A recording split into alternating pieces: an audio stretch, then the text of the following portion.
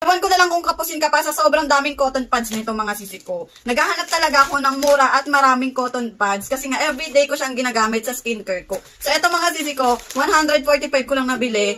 Ang dami na ha.